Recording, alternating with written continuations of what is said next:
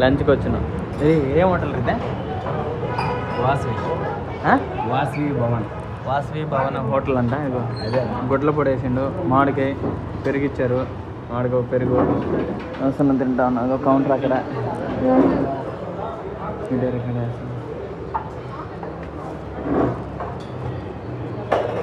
బాగానే ఉంది. చినిగిపోయింది.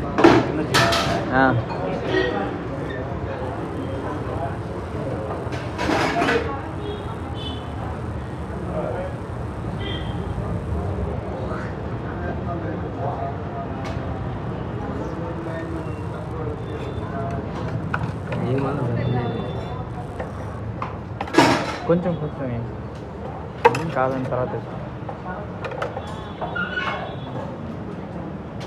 ఏందన్నా వంకాయ ఇదే